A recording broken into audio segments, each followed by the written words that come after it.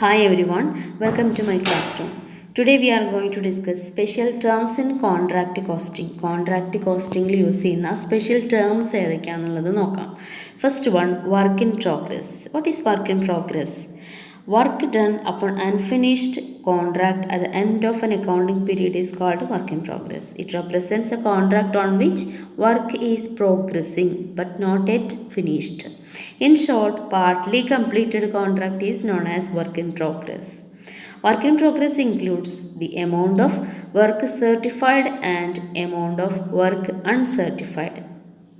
Okay, the value of work in progress is credited to the contract account. Work in progress after deducting cash received from the contractee and the reserve from it will appear on the asset side of the balance sheet. അപ്പോൾ നിങ്ങളുടെ point ഏതൊക്കെ കാര്യങ്ങളാണ് not ചെയ്യേണ്ടത് ശ്രദ്ധിക്കുക. Work in progress പറയുന്നത് partially finished ആയിട്ടുള്ള contract ആണ്. എന്ന് വെച്ചാൽ എന്താണ്, കംപ്ലീറ്റ് ആയിട്ടില്ല, അൺഫിനിഷ്ഡ് കോൺട്രാക്റ്റ് ആണ്. ഇത് കംപ്ലീറ്റ് ആയിട്ടില്ല എന്നാൽ സ്റ്റാർട്ട് ചെയ്യുകയും ചെയ്തിട്ടുണ്ട്. ഓക്കെ, പ്രോഗ്രസ്സിങ്ങിലാണ്. അങ്ങനെയുള്ള വർക്ക് ഇൻ പ്രോഗ്രസ് അല്ലേ. അപ്പോൾ വർക്ക് പ്രോഗ്രസ്സിലാണ്. ആ ഒരു സ്റ്റേറ്റിനെയാണ്, ആ ഒരു കോൺട്രാക്റ്റിൻ്റെ ആ ഒരു ലെവലിനെയാണ് നമ്മൾ വർക്ക് ഇൻ പ്രോഗ്രസ് എന്ന് വിളിക്കുന്നത്. ഓക്കെ, അപ്പോൾ ഇത് എന്തല്ല, പാർട്ടിലി കംപ്ലീറ്റഡ് ആണ്. അതായത് കംപ്ലീറ്റഡ് അല്ല, പാർട്ടിലി കംപ്ലീറ്റഡ് ആണ്.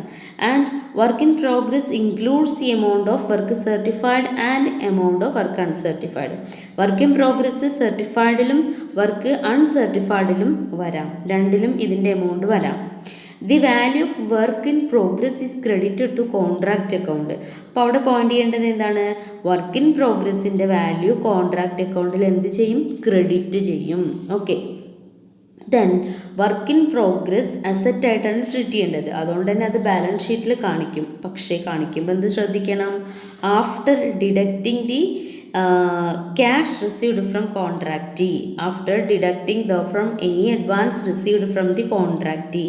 കോൺട്രാക്റ്റിയിൽ നിന്ന്, കൺസ്യൂമറിൽ നിന്ന്, കസ്റ്റമറിൽ നിന്ന് ക്യാഷ് റിസീവ് ചെയ്തിട്ടുണ്ടെങ്കിൽ, അഡ്വാൻസ് ആയിട്ട് എമൗണ്ട് റിസീവ് ചെയ്തിട്ടുണ്ടെങ്കിൽ അത് വർക്ക് ഇൻ പ്രോഗ്രസ്സിന് ലെസ് ചെയ്തിട്ട് വേണം.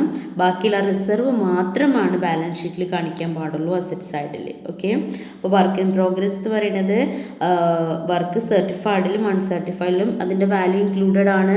പിന്നെ കോൺട്രാക്റ്റ് അക്കൗണ്ടിൽ ക്രെഡിറ്റ് ചെയ്യും ആൻഡ് ബാലൻസ് ഷീറ്റിൽ അസറ്റ് സൈഡിൽ കാണിക്കും. പക്ഷേ ക്യാഷ് റിസീവ്ഡ് ഫ്രം കോൺട്രാക്റ്റ് ഉണ്ടെങ്കിൽ അത് ലെസ് ചെയ്തിട്ട് ബാക്കിയുള്ള റിസർവ് മാത്രമാണ് ഇവിടെ കാണിക്കേണ്ടത്, അസറ്റ് സൈഡിൽ ബാലൻസ് ഷീറ്റിൽ കാണിക്കേണ്ടത്. Okay, next point is work certified. What is work certified? In the case of large contracts, it is a normal practice to pay contractor a certain sum of money on account as advance during the period of contract. This advance is known as on account of payment or progress payment or interim payment. അപ്പോൾ work certified എന്ന് പറയുന്നത് sales value of work completed as a certified by the architect is known as work certified. ഇപ്പോൾ work certified എന്ന് പറയുമ്പോൾ എന്താ, ശരിക്കും ഒരു വലിയ കോൺട്രാക്റ്റ്, ലാർജ് കോൺട്രാക്റ്റ് ആയിരിക്കും. ആ ലാർജ് കോൺട്രാക്റ്റിൻ്റെ കേസിൽ കോൺട്രാക്റ്റി എന്ത് ചെയ്യണം, അഡ്വാൻസ് ആയിട്ട് എമൗണ്ടുകൾ കൊടുത്തുകൊണ്ടിരിക്കും. ഇൻസ്റ്റാൾമെൻറ്റ് പോലെയാണ് എമൗണ്ട് കൊടുക്കുന്നത്. അഡ്വാൻസ് ആയിട്ട് ആദ്യം കൊടുക്കും, പിന്നീട് വേറൊരു ഗഡുവായിട്ട് വേറെ കൊടുക്കും. അങ്ങനെ ഇൻസ്റ്റാൾമെൻ്റ് ആയിട്ട് പേയ്മെൻറ്റ് ഇങ്ങനെ ചെയ്തുകൊണ്ടിരിക്കുകയാണ്. കാരണം ഇത് ഇയറൊക്കെ എടുക്കും, അല്ലെങ്കിൽ ഒരുപാട് വർഷങ്ങളൊക്കെ എടുക്കും കംപ്ലീറ്റ് ചെയ്യാനായിട്ട്. അപ്പോൾ ഈ ഒരു സിറ്റുവേഷനിൽ അങ്ങനെ ഫസ്റ്റ് തന്നെ കോൺട്രാക്ടർക്ക് കൊടുക്കുന്ന അഡ്വാൻസിനെ വിളിക്കുന്നത് ഓൺ അക്കൗണ്ട് ഓഫ് പേയ്മെൻറ്റ് എന്നോ, എന്താണ്, on account of payment or progress payment അല്ലെങ്കിൽ ഇൻറ്ററിം പേയ്മെൻറ്റ് എന്നൊക്കെ വിളിക്കാം. അങ്ങനെ അഡ്വാൻസ് കോൺട്രാക്ടർക്ക് കൊടുക്കും. ഈ കൊടുക്കുന്നത് എന്തിൻ്റെ ബേസിലാണെന്ന് വെച്ചാൽ on the basis of sales value of work completed. എത്രത്തോളം കോൺട്രാക്റ്റിലെ വർക്ക് കംപ്ലീറ്റ് ആയിട്ടുണ്ട് അതിൻ്റെ ബേസിലാണ് കോൺട്രാക്റ്റി എമൗണ്ട് കൊടുക്കുക. ഓക്കെ, അപ്പോൾ എത്രത്തോളം വർക്ക് കംപ്ലീറ്റ് ആയി എന്ന് എങ്ങനെയാണ് അറിയുക, ആ ഒരു വാല്യൂവിനെയാണ് sales value of work completed എന്ന് പറയുന്നത്. അപ്പോൾ എത്രത്തോളം പോർഷൻ വർക്ക് കംപ്ലീറ്റ് ആയിട്ടുണ്ട് അതിനൊരു വാല്യൂ ഉണ്ടായിരിക്കും. ആ സെയിൽസ് വാല്യൂ ഡിറ്റർമിൻ ചെയ്യണമെന്നുണ്ടെങ്കിൽ അതിനൊരു ആർക്കിടെക്റ്റ് വേണം. അദ്ദേഹത്തിന് അത് നോക്കിയാൽ മനസ്സിലാവും എത്ര രൂപയുടെ വർക്ക് ഇവിടെ കംപ്ലീറ്റ് ആയിട്ടുണ്ട് എന്ന്. അപ്പോൾ ഒരു ആർക്കിടെക്റ്റ് വന്ന് ആ വർക്ക് സർട്ടിഫൈ ചെയ്ത് കൊടുക്കും. ആ വർക്ക് സർട്ടിഫൈ ചെയ്തതിൻ്റെ ബേസിലായിരിക്കും എന്ത് കൊടുക്കുന്നത്, ക്യാഷ് എമൗണ്ട് കൊടുക്കുന്നത്. The advance is usually made by the contract on the basis of sales value of work completed. For assessing the value of work completed up to a specified period, an engineer or architect or surveyor will be appointed by the contractee. Contract എന്ത് ചെയ്യും, ഒരു എൻജിനീയറെ appoint ചെയ്യും, അതല്ലെങ്കിൽ ഒരു ആർക്കിടെക്റ്റിനെ appoint ചെയ്യും. Particular period of time വരെ ഒരു സ്പെസിഫൈഡ് പീരീഡിൽ എത്ര വർക്ക് ഈ ഒരു കോൺട്രാക്റ്റിൽ കംപ്ലീറ്റ് ആയിട്ടുണ്ട് എന്ന് സർട്ടിഫൈ ചെയ്യാൻ, അതിൻ്റെ വാല്യൂ അസസ് ചെയ്യാനായിട്ട് ഒരു ആർക്കിടെക്റ്റിനെ അപ്പോയിൻറ്റ് ചെയ്യും. Architect or also known as surveyor. Okay, surveyor will issue a certificate stating the value of work completed up to a specified date. The amount so certified as completed is called work certified. അപ്പോൾ architect അല്ലെങ്കിൽ surveyor എന്ത് ചെയ്യും, ഒരു certificate issue ചെയ്യും. ഇത്ര രൂപയുടെ work complete ചെയ്തിട്ടുണ്ട്, ഇന്ന ഡേറ്റിന്, സ്പെസിഫൈഡ് ഡേറ്റിന്, ഇന്ന ഡേറ്റിന് ഇത്ര രൂപയുടെ sales value of the work completed, ഇത്ര രൂപയുടെ വർക്ക് കംപ്ലീറ്റ് ആയിട്ടുണ്ടെന്ന് സ്റ്റേറ്റ് ചെയ്തിട്ട് ഒരു സർട്ടിഫിക്കറ്റ് കൊടുക്കും. The amount so certified as completed is called work certified. അങ്ങനെ അതിൽ എത്ര രൂപയുടെ വർക്കാണ് സർട്ടിഫൈ ചെയ്തു എന്ന് പറയുന്നത്, അതിനെയാണ് നമ്മൾ വർക്ക് സർട്ടിഫൈഡ് എന്ന് വിളിക്കുന്നത്. ഓക്കെ ആണോ? അപ്പോൾ നമ്മൾ 2 ടേമാണ് പഠിച്ചത്. ഏതൊക്കെയാണ്? വർക്ക് ഇൻ പ്രോഗ്രസ്സും വർക്ക് സർട്ടിഫൈഡ്. ഓക്കെ, ഇനി നെക്സ്റ്റ് പോയിന്റ് എന്ന് പറയുന്നത് വർക്ക് അൺസർട്ടിഫൈഡ് ആണ്. The work which has been done but not certified is called work uncertified. It is a value of work done since certification. Okay, അപ്പോൾ it is valued at cost. അപ്പോൾ work uncertified എന്ന് പറയുന്നത് work complete ചെയ്തിട്ടുണ്ട് പക്ഷെ architect അത് certify ചെയ്തിട്ടില്ല. It means work which has been carried out by the contractor work ചെയ്തിട്ടുണ്ട് but has not been certified by the architect. പക്ഷെ എന്ത് ചെയ്തിട്ടില്ല, ആർക്കിടെക്റ്റ് എൻജിനീയർ അത് സർട്ടിഫൈ ചെയ്തിട്ടില്ല. Sometimes the work which is complete remain uncertified at the end of the accounting year. അതായത് ചില സമയത്ത് work complete ആയാലും അത് അൺസർട്ടിഫൈ ആയിട്ട് തന്നെ അവിടെ റിമെയിൻ ചെയ്യുന്നുണ്ടാവും. ഏത് സമയം വരെ? ഫിനാൻഷ്യൽ അക്കൗണ്ടിങ് എൻഡ് വരെ. The reason for the same may be, അതിന് പല റീസൺസ് ഉണ്ടാവാം. അതിൽ 2 റീസൺ എന്ന് പറയുന്നത്, first one, work not sufficient enough to be certified. Certify ചെയ്യാൻ മാത്രം വർക്ക് ചെയ്തിട്ടുണ്ടാവില്ല, not sufficient. Then work has not reached the stipulated stage to qualify for certification. Certification ചെയ്യണമെങ്കിൽ, സർട്ടിഫൈ ചെയ്യണമെങ്കിൽ ഒരു ക്വാളിഫൈ ആയിട്ടുള്ള സ്റ്റേജിലല്ല വർക്ക് നിൽക്കുന്നത്. അപ്പോൾ വർക്ക് ഈ വർക്ക് സർട്ടിഫൈ ചെയ്യണമെന്നുണ്ടെങ്കിൽ അല്ലെങ്കിൽ അതിൻ്റെ സെയിൽസ് വാല്യൂ കണക്കാക്കണം എന്നുണ്ടെങ്കിൽ അപ് ടു സർട്ടൻ സ്റ്റേജ് വരെയെങ്കിലും അത് എത്തേണ്ടി വരും. അങ്ങോട്ടും ഇങ്ങോട്ടും അല്ലാത്തൊരു സിറ്റുവേഷനിലാണെങ്കിൽ ആ വർക്ക് സർട്ടിഫൈ ചെയ്യാൻ നിൽക്കാറില്ല. അപ്പോൾ ഇങ്ങനെയുള്ള റീസൺ കൊണ്ടാണ് ആർക്കിടെക്റ്റ് എന്ത് ചെയ്യാത്തത്, വർക്ക് കംപ്ലീറ്റ് ആയിട്ടും കുറേയൊക്കെ കംപ്ലീറ്റ് ആയിട്ടും അത് സർട്ടിഫൈ ചെയ്യാത്തത്. It is always valued at cost and credited to contract account. ഇത് എപ്പോഴും വാല്യൂ ചെയ്യുന്നത് കോസ്റ്റിലായിരിക്കും, കോൺട്രാക്ട് അക്കൗണ്ടിൽ ക്രെഡിറ്റ് ചെയ്യുകയും ചെയ്യും. ക്ലിയർ ആണല്ലോ? നെക്സ്റ്റ് പോയിന്റ് റീറ്റെൻഷൻ മണിയാണ്. എന്താണ് റീറ്റെൻഷൻ മണി? Generally, the whole amount of work certified shall not be paid immediately. Okay, a small percentage of thereof shall be retained or withheld till the completion of the contract. എന്താ മനസ്സിലായത്? അതായത് work certify ചെയ്തു എന്ന് പറഞ്ഞിട്ട് ഇത്ര രൂപയുടെ work certify ചെയ്തു എന്ന് പറയുന്നുണ്ട്. പക്ഷേ 5 ലക്ഷം രൂപയുടെ വർക്ക് സർട്ടിഫൈ ചെയ്തിട്ടുണ്ടെങ്കിലും കോൺട്രാക്റ്റ് എന്ത് ചെയ്യില്ല, ആ 5 ലക്ഷം രൂപ മുഴുവനായിട്ട് കോൺട്രാക്ടർക്ക് കൊടുക്കില്ല. ഓക്കെ, അതിൻ്റെ കുറച്ച് പേഴ്സൻറ്റേജ് ഇയാൾ കയ്യിൽ വെക്കും, റീറ്റെയിൻ ചെയ്യും, വിത്ത് ഹെൽഡ് ചെയ്യും, കൊടുക്കാതെ വെക്കും. അപ്പോൾ 5 ലക്ഷം രൂപയുടെ ചെറിയൊരു പേഴ്സൻറ്റേജ് എന്ത് ചെയ്യും, ഇയാൾ വിത്ത് ഹെൽഡ് ചെയ്ത് ബാക്കി എമൗണ്ടിന് കൊടുക്കുള്ളൂ. The amount so retained or withheld is called retention money. അങ്ങനെ മുഴുവനും കൊടുക്കാതെ പിടിച്ചു വെക്കുന്ന ആ എമൗണ്ട് ഉണ്ടല്ലോ, എമൗണ്ട് സോ റീറ്റെയിൻ, അതുപോലെ റീറ്റെയിൻ ചെയ്യുന്ന എമൗണ്ട് അല്ലെങ്കിൽ വിത്ത് ഹെൽഡ് ചെയ്തിട്ടുള്ള എമൗണ്ട് കൊടുക്കാതെ അയാൾ പിടിച്ചു വെക്കുന്ന എമൗണ്ട്, അതിനെയാണ് റീറ്റെൻഷൻ മണി എന്ന് വിളിക്കുന്നത്. It is paid some time after the completion of the contract. ഇത് അധികം എങ്ങനെയാണ് കൊടുക്കുക? കംപ്ലീറ്റ് ചെയ്തിട്ടാണ്, കോൺട്രാക്റ്റ് കംപ്ലീറ്റ് ചെയ്തിട്ടാണ് കൊടുക്കാറുള്ളത്. This is done to give a protection to the contractee in case the contractor does not fulfil the terms and conditions of the contract. ഇതെന്തിനാണ് ഇങ്ങനെ ചെയ്യുന്നതെന്ന് വെച്ചാൽ ഒരു സേഫ്റ്റിക്ക് വേണ്ടിയിട്ട്, ഒരു പ്രൊട്ടക്ഷന് വേണ്ടിയിട്ട് കോൺട്രാക്റ്റ് എന്ത് ചെയ്യും? ഈ കോൺട്രാക്റ്റിൽ നമ്മൾ പറഞ്ഞ എല്ലാ ടേംസ് ആൻഡ് കണ്ടീഷൻസും അനുസരിച്ചില്ലെങ്കിലോ എന്ന് വിചാരിച്ചിട്ടാണ്. ഓക്കെ, അപ്പോൾ കോൺട്രാക്ടറും നമ്മൾ എഗ്രിമെൻ്റ് ബേസിലാണ് ഈ കാര്യങ്ങളൊക്കെ ചെയ്യുന്നത്. മുഴുവൻ എമൗണ്ട് കൊടുക്കാത്തത്, കുറച്ച് രൂപ അവിടെ പിടിച്ചു വയ്ക്കുന്നത് എന്തുകൊണ്ടാണ്? അതായത് ഈ പറയുന്ന കോൺട്രാക്ടർ ടേംസ് ആൻഡ് കണ്ടീഷൻസ് ഫുള്ളായിട്ട് ഫുൾഫിൽ ചെയ്തിട്ടില്ലെങ്കിലോ എന്ന് വിചാരിച്ചാണ് പിടിച്ചു വയ്ക്കുന്നത്. ഓക്കെ, അപ്പോൾ ഈ എമൗണ്ട് തിരിച്ചു കൊടുക്കുന്നതായിരിക്കും എപ്പോഴാണ്? കോൺട്രാക്റ്റ് ഫിനിഷ് ചെയ്തതിന് ശേഷം കൊടുക്കുന്നതായിരിക്കും. ക്ലിയർ ആണല്ലോ? അതാണ് റീറ്റെൻഷൻ മണി എന്ന് പറയുന്നത്. ഇനി the unpaid balance of work certified or the amount held back or retained by the contract is known as retention money. അങ്ങനെയും പറയാം. അപ്പോൾ അൺപെയ്ഡ് ബാലൻസ്, വർക്ക് സർട്ടിഫൈ ചെയ്തിട്ടുണ്ട്, അതിൽ അൺപെയ്ഡ് ബാലൻസ് തന്നെ കൊടുക്കാത്ത എമൗണ്ടിനെയാണ് നമ്മൾ റീറ്റെൻഷൻ മണി എന്ന് പറയുന്നത്. അപ്പോൾ ക്ലിയർ ആയില്ലേ? നെക്സ്റ്റ് പോയിന്റ് എന്ന് പറയുന്നത് സബ് കോൺട്രാക്റ്റ്.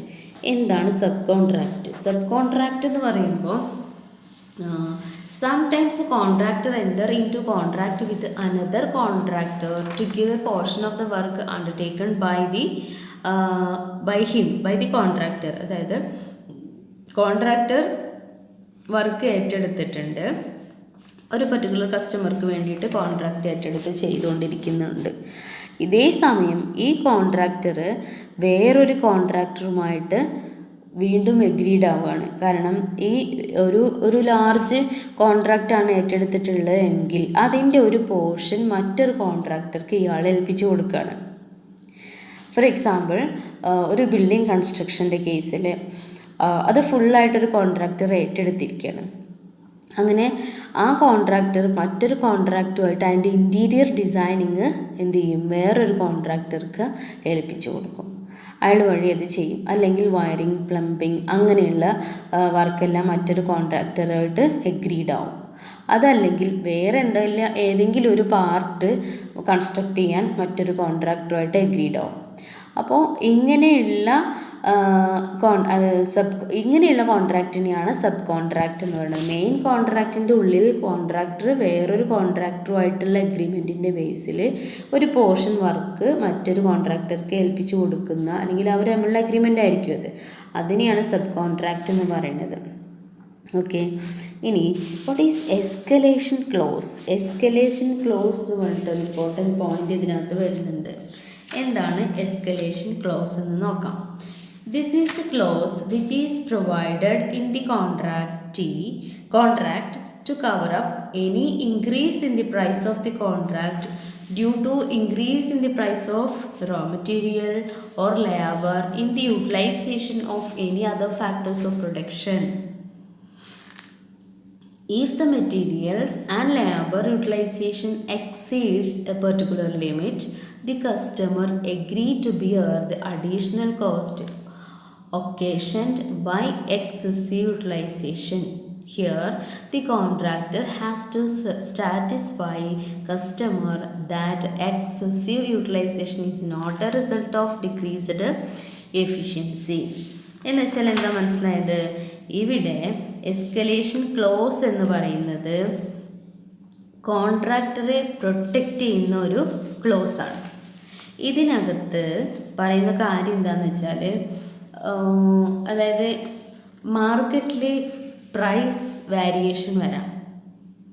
ഈ പ്രൈസ് വേരിയേഷനിൽ റോ മെറ്റീരിയലിൻ്റെ പ്രൈസ് കൂടാം, ലേബേഴ്സിൻ്റെ കൂലി കൂടാം, അല്ലേ? അപ്പോൾ ലേബർ കോസ്റ്റ് അതുപോലെ മെറ്റീരിയൽ കോസ്റ്റൊക്കെ കൂടാനുള്ള ചാൻസ് ഉണ്ട്. അതല്ലെങ്കിൽ എക്സസീവായിട്ട് ലേബറും മെറ്റീരിയലും യൂസ് ചെയ്യേണ്ട സിറ്റുവേഷൻ വരികയാണ്. വിചാരിച്ചതിനേക്കാൾ കൂടുതൽ എമൗണ്ട് അവിടെ സ്പെൻഡ് ആവുകയാണ്. ഇങ്ങനെയുള്ള സിറ്റുവേഷനിൽ കോൺട്രാക്ടർക്ക് ഒരു പക്ഷെ പിടിച്ചു നിൽക്കാൻ പറ്റിയെന്ന് വരില്ല. അപ്പോൾ ഇങ്ങനെയുള്ള സിറ്റുവേഷനിൽ ഈ മെറ്റീരിയൽ കോസ്റ്റും ലേബർ കോസ്റ്റും ഒരു പെർട്ടിക്കുലർ ലിമിറ്റിൽ നിന്നും എക്സീഡ് ചെയ്യുകയാണെന്നുണ്ടെങ്കിൽ ആ അഡീഷണൽ ആയിട്ട് വരുന്ന കോസ്റ്റ് കസ്റ്റമർ ബിയർ ചെയ്തോളാം, കസ്റ്റമർ സഹിച്ചോളാം എന്ന് എഗ്രീഡ് ആവുന്ന ഒരു ക്ലോസ് ആണ് എസ്കലേഷൻ ക്ലോസ് എന്ന് പറയുന്നത്. അപ്പോൾ റോ മെറ്റീരിയലിൻ്റെ കോസ്റ്റ് ആയാലും ലേബറിൻ്റെ കോസ്റ്റ് ആയാലും ഒരു പെർട്ടിക്കുലർ ലിമിറ്റിലും അപ്പുറത്തേക്ക് അത് എക്സീഡ് ചെയ്യുകയാണെന്നുണ്ടെങ്കിൽ, അല്ലെങ്കിൽ അത്രയും കൂടുതൽ കോസ്റ്റായിട്ട് അത് യൂസ് ചെയ്യേണ്ട സിറ്റുവേഷൻ വരികയാണെങ്കിൽ customer agree to bear the additional cost occasioned by excessive utilisation. അങ്ങനെ എക്സസീവായിട്ട് യൂട്ടിലൈസ് ചെയ്യുന്ന ആ അഡീഷണൽ കോസ്റ്റ് കസ്റ്റമർ ബിയർ ചെയ്യും. അങ്ങനെയുള്ള ക്ലോസിനെയാണ് എസ്കലേഷൻ ക്ലോസ് എന്ന് പറയുന്നത്.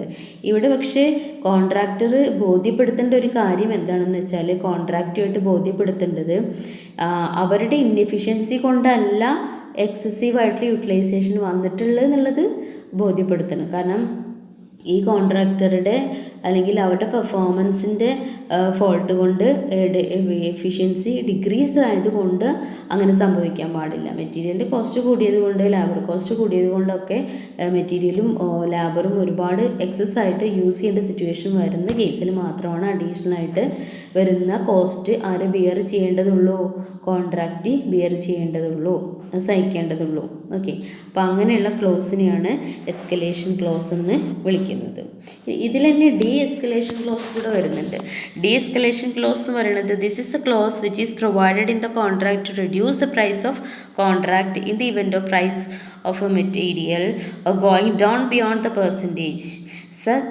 Thus the contractee will be entitled to rebate in condition of all fall in prices of material labor. അപ്പോൾ escalation close പറയുന്നത് കോൺട്രാക്ടറെ പ്രൊട്ടക്റ്റ് ചെയ്യാനാണെങ്കിൽ, ഡി എസ്കലേഷൻ ക്ലോസ് എന്ന് പറയുന്നത് ഒരു പർട്ടിക്കുലർ ലിമിറ്റിലും താഴത്തോട്ട് ഒരുപാട് പ്രൈസ് മെറ്റീരിയലിൻ്റെ കുറഞ്ഞു പോവുകയാണെങ്കിൽ ഈ ഒരു സിറ്റുവേഷനിൽ കോൺട്രാക്റ്റിക്ക് എന്ത് ചെയ്യാൻ പറ്റും? പ്രൈസ് റെഡ്യൂസ് ചെയ്ത് കൊടുക്കേണ്ട സിറ്റുവേഷൻ വരാം കോൺട്രാക്റ്റിക്ക്. ഈ ഒരു ക്ലോസിനെയാണ് ഡി എസ്കലേഷൻ ക്ലോസ് എന്ന് വിളിക്കുന്നത്. ഡി എസ്കലേഷൻ ക്ലോസ് ക്ലിയർ ആണോ? അതായത് this is a clause which is provided in the contract to reduce the price of contract in the event of prices of material labour etcetera going down beyond a percentage. ഒരു particular പെർസെൻറ്റേജിനേക്കാൾ ഒരുപാട് അങ്ങ് താഴ്ന്നു പോവുകയാണ് ഇതിൻ്റെയൊക്കെ price എങ്കിൽ contract will be entitled to rebate in condition of fall in prices of material labor etc. അയാൾക്ക് എന്ത് ചെയ്യാം? കുറച്ച് എമൗണ്ട് കുറച്ച് കൊടുക്കാം. 5 ലക്ഷം രൂപയുടെ കോൺട്രാക്റ്റ് ആണെങ്കിൽ അയാൾക്ക് വളരെ കുറച്ച് എമൗണ്ടാണ് ചിലവായിട്ടുള്ളൂ. കാരണം മെറ്റീരിയലിൻ്റെ കോസ്റ്റും ലേബർ കോസ്റ്റൊക്കെ ഒരുപാട് കുറഞ്ഞുവെങ്കിൽ എന്ത് ചെയ്യാം? ഒരു വിട്ടുവീഴ്ച ആരോട്ട് ആവാം? കോൺട്രാക്റ്റുമായിട്ട് ആവാം. അതായത് കോൺട്രാക്റ്റിക്ക് കുറച്ച് എമൗണ്ട് കുറച്ച് കൊടുക്കാനുള്ള ഒരു option, that is D escalation close. Okay, അപ്പോൾ ഈ ഇമ്പോർട്ടൻറ്റ് ടേംസൊക്കെ ക്ലിയറായി എന്ന് വിചാരിക്കുന്നു. എന്തെങ്കിലും ഡൗട്ട് ഉണ്ടെങ്കിൽ ചോദിക്കാം. ഓക്കെ, നോട്ട്സ് ഞാൻ സെൻഡ് ചെയ്ത് തരാം. Okay, thank you.